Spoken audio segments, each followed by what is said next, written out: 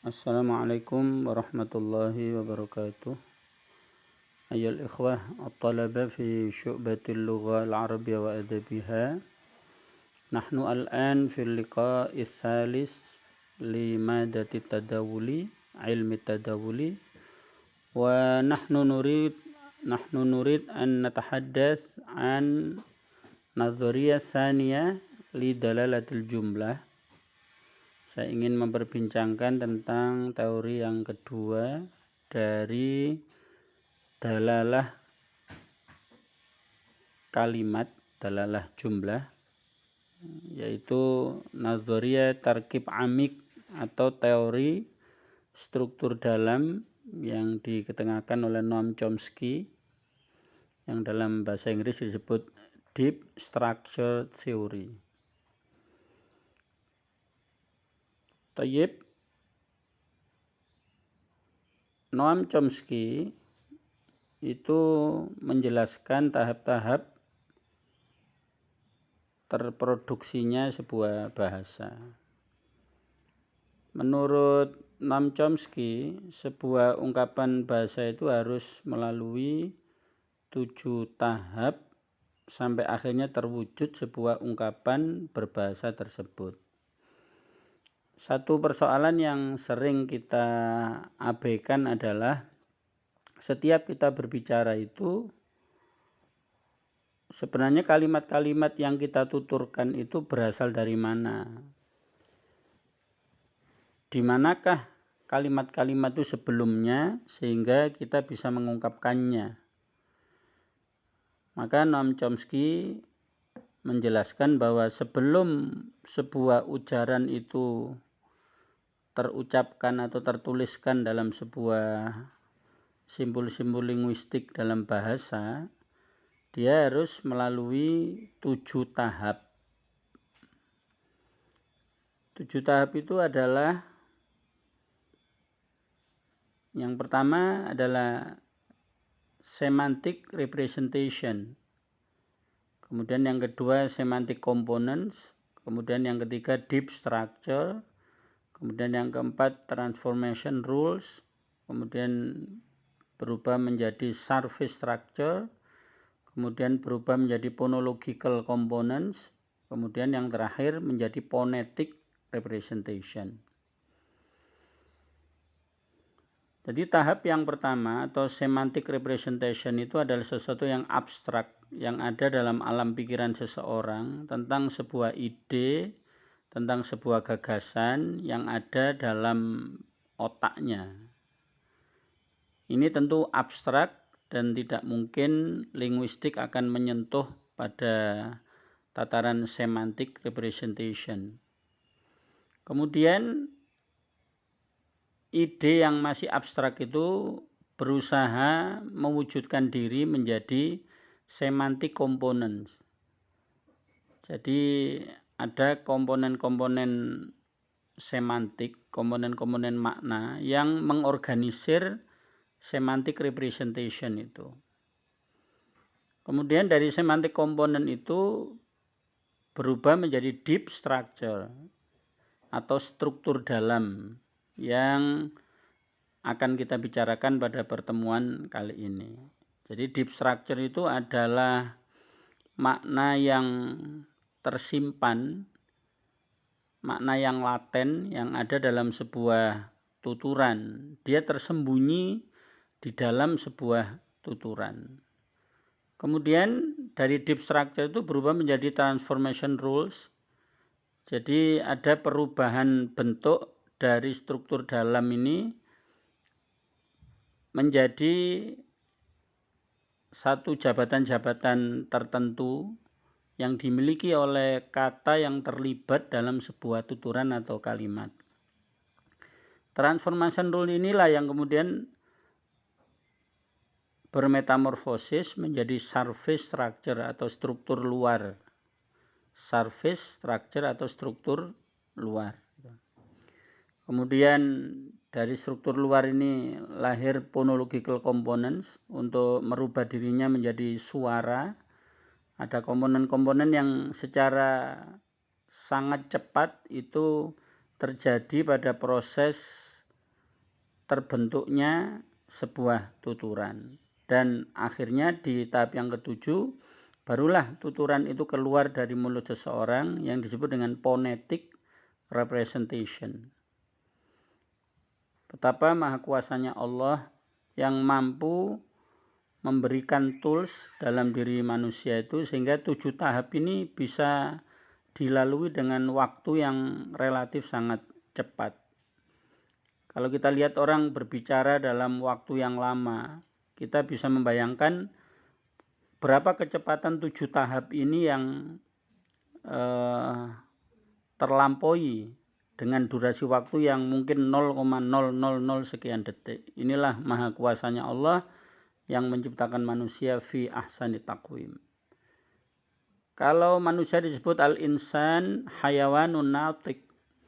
Manusia itu adalah hewan yang bisa berbicara. Kata an-natiq itu tidak hanya sekedar berbicara.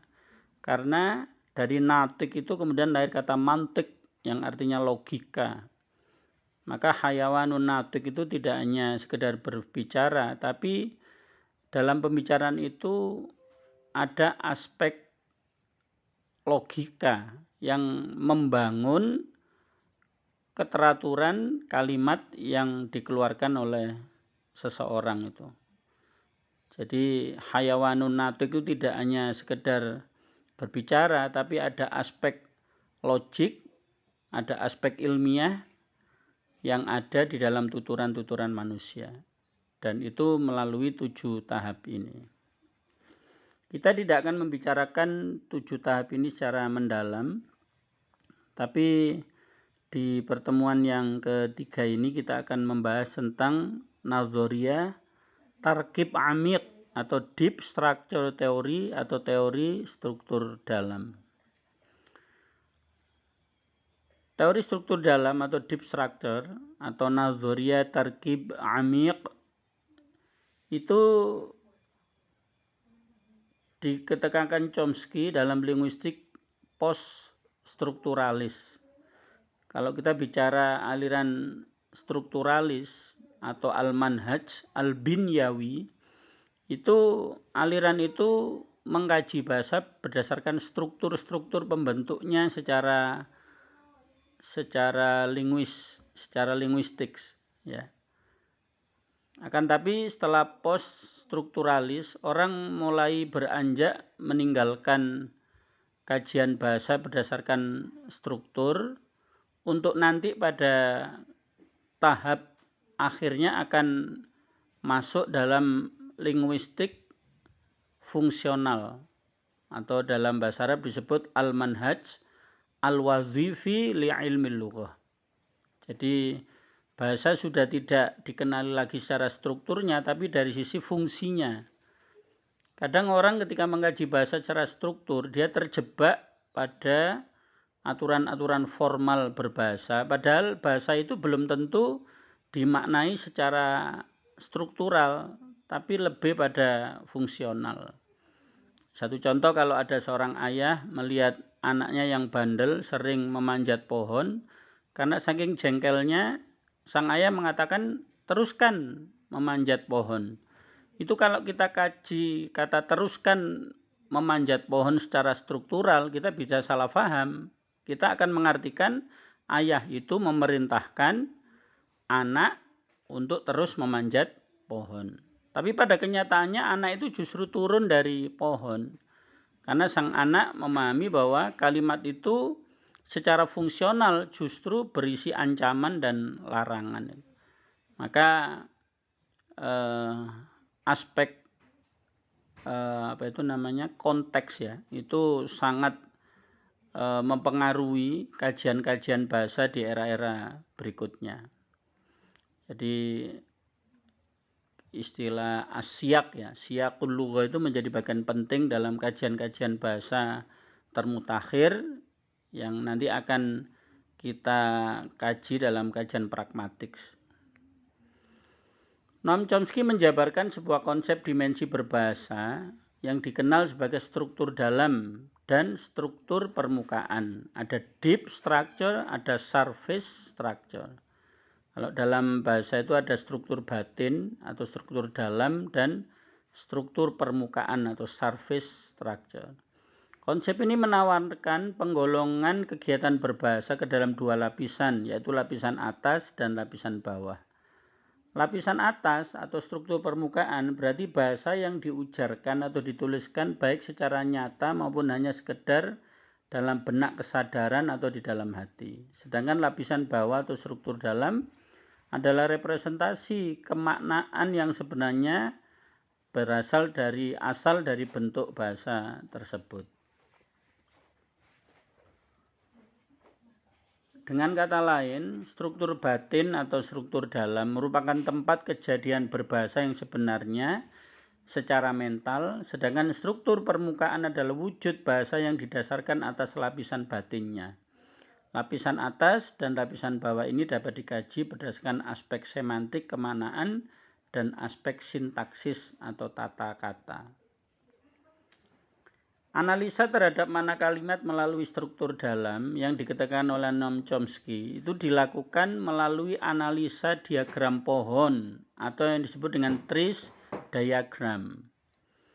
Diagram pohon adalah model analisa makna kalimat melalui analisa komponensial terhadap frasa-frasa yang menyusun sebuah kalimat.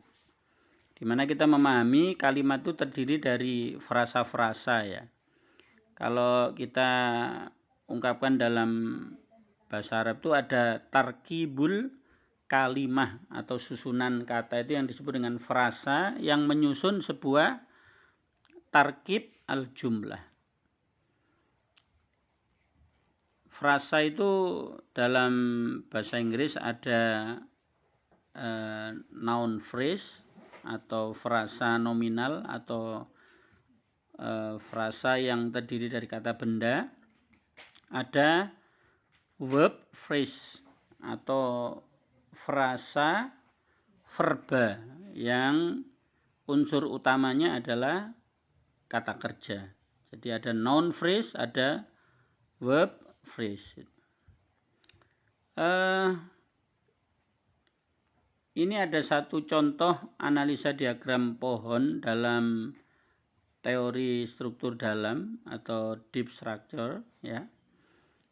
S ini singkatan dari sentence atau kalimat. Kalimatnya adalah Ahmad bought this flower. Ahmad telah membeli bunga ini. Bagaimana kita mengkaji Ahmad bought this flower ini menggunakan diagram pohon dalam teori deep structure? Maka kita tulis di atas sendiri itu S atau sentence. Sentence Ahmad bought this flower itu kita pecah menjadi 3 kelompok. Jadi ada noun phrase, tentu ini yang dimaksud adalah mubtada'nya ya, noun phrase. Frasa nomina atau susunan kata benda. Kemudian ada auxiliary. Auxiliary itu kalau dalam bahasa Arab disebut musaid. Karena auxiliary itu dalam bahasa Inggris artinya pembantu. Sesuatu yang membantu menjelaskan tentang timing dari sebuah pekerjaan itu dilaksanakan di masa lampau, sekarang atau akan datang. Itu disebut auxiliary. Kalau dalam bahasa Inggris tentu kita sudah mengenal auxiliary itu ada past tense, present tense, ada future tense. Kalau dalam bahasa Arab kita mengenal fi'il madhi dan fi'il mudhari. Kalau future biasanya kita menggunakan harfu tanfis, sin dan saufa. Kemudian yang pojok kanan adalah verb phrase atau frasa verba, di mana frasa verba ini biasanya unsur utamanya adalah verb. Lah biasanya kata kerja atau fi'il itu berimplikasi terhadap adanya maf'ul bih atau tidak. Ini tergantung jenis kata kerjanya itu fi'il lazim apa muta'addi. Maka verb phrase itu kalau fi'il muta'addi biasanya terdiri dari verb dan noun phrase. Noun phrase-nya itu nanti sebagai maf'ul bi atau objek. Coba kita analisa dulu kalimat Ahmad bought this flower. Itu noun phrase-nya berbentuk noun, ya, karena dia tidak tarkib, tidak ada tarkib idhofi atau tarkib na'at man'ut, maka itu menjadi kata tunggal saja. Maka noun phrase dalam kalimat Ahmad bought this flower, Ahmadnya itu berbentuk noun saja, kemudian diturunkan menjadi kata Ahmad. Ya. Kemudian auxiliary-nya dia bought itu past tense, kita tulis di situ di bawahnya auxiliary itu ada past. Kemudian di verb phrase-nya kita menemukan verb satunya bought itu by, ya. Nah itu. Verb satunya itu by, kemudian kita pertemukan dengan auxiliary-nya, maka di bagian paling bawah itu sudah berubah menjadi bought.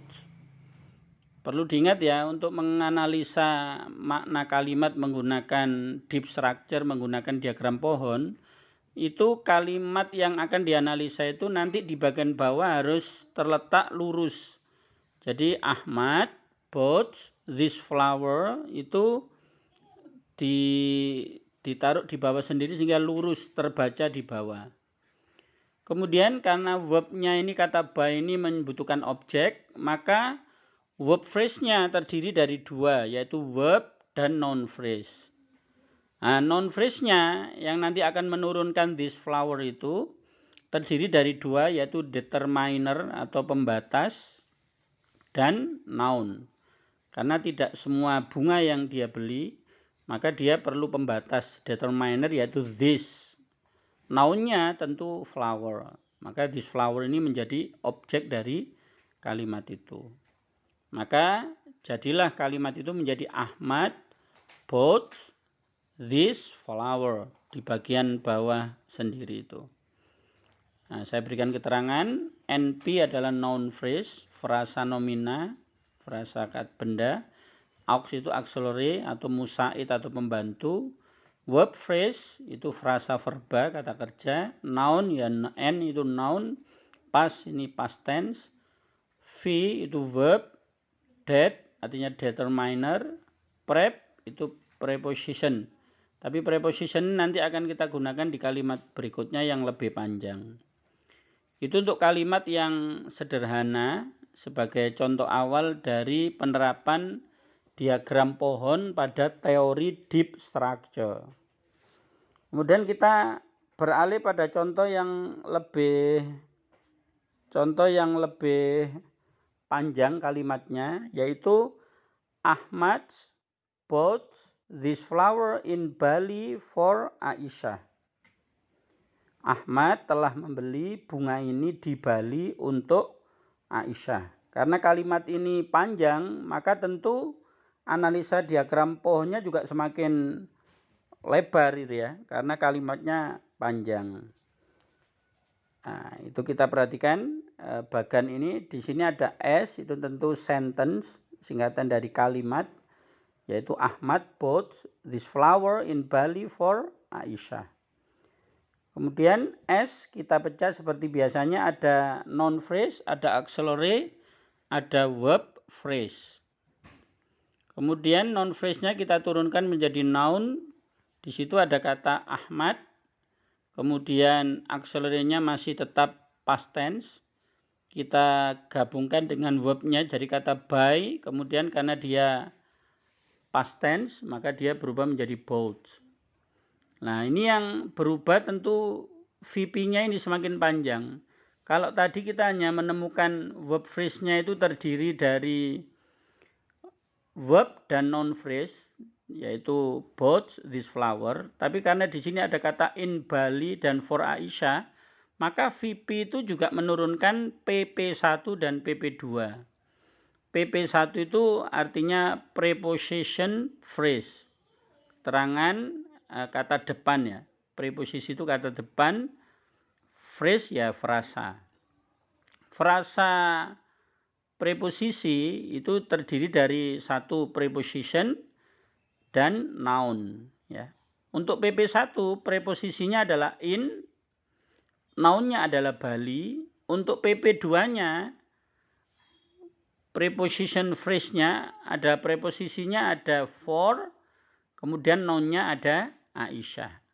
Maka kalimat yang ada di atas akan tergambar menjadi kalimat yang dibawa sendiri, dan ini harus diletakkan sejajar agar mudah membacanya.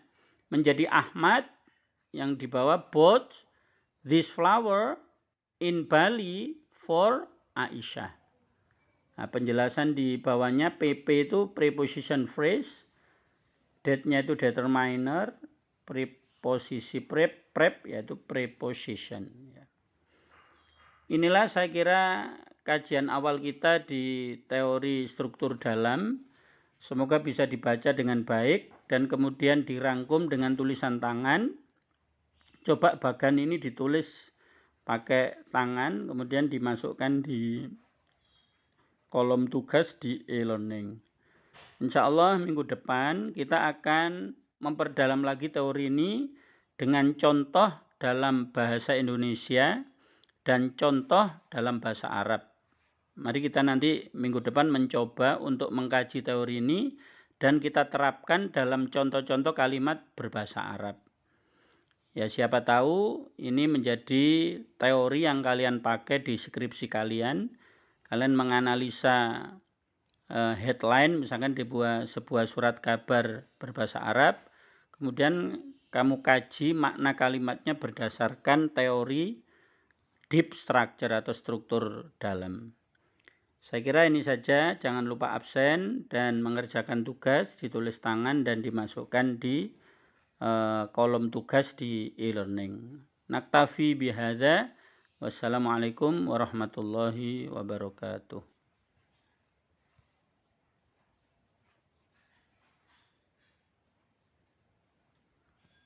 Bunda? Bisa disilang.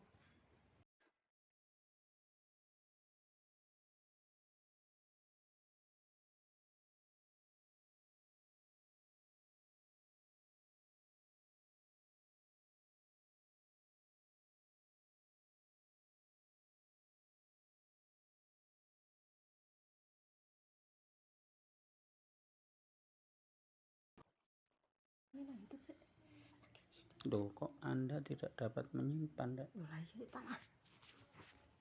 Balik. Ini balik.